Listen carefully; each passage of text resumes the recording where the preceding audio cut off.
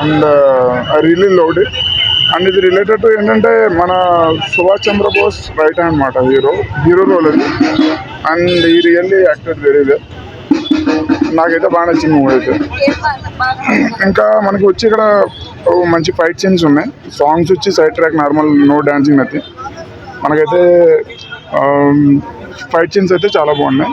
And చివరిలో చిన్న twist ఉంది, అది కూడా బాగుంది అది. And I loved it and watchable movie. తీసుకెళ్తుంది. ఎస్, అంతా మన ఫ్రీడమ్ ఫైట్ మూమెంట్ ఆ థీమ్తో ఉంది మూవీ మొత్తం, A to Z. No modernisation anything. అవే బ్రిటిష్ ఏజెంట్ బాగా చేసారు. మనకి ఎట్లయితే RRRలో ఉంటుందో కొంచెం ఆ స్టైల్లోనే చూపించారు. సరే, ప్రొడక్షన్ వాల్యూస్ కూడా చాలా బాగున్నాయి. సినిమా కూడా మంచిగా, అసలు నేను ఏమనుకున్నా అంటే అభిషేక్ నామా కాబట్టి ప్రొడ్యూసర్ ఆయన సినిమా ఎట్లా చేసిండో అనుకున్నా. అంటే ఇంతకుముందు వేరే డైరెక్టర్లో పనిచేసిండు, కానీ సినిమా మాత్రం ఒక డైరెక్టర్ ఫస్ట్ టైం డైరెక్టర్ తీసిండు, ప్రొడ్యూసర్ తీసినట్టు ఉండదు. ఎక్స్ట్రాడినరీ డైరెక్షన్ చేసిండు.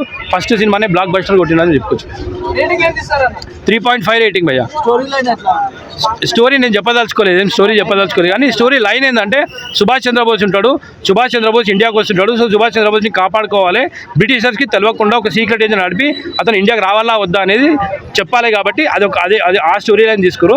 సో హీరో చెప్పడా అసలు ఏమవుతుంది, సుభాష్ చంద్రబోస్ వస్తాడా రాడా, ఈ సీక్రెట్ ఏజెన్సీ ఏం చేస్తుంది అనేది సినిమా కథాంశం.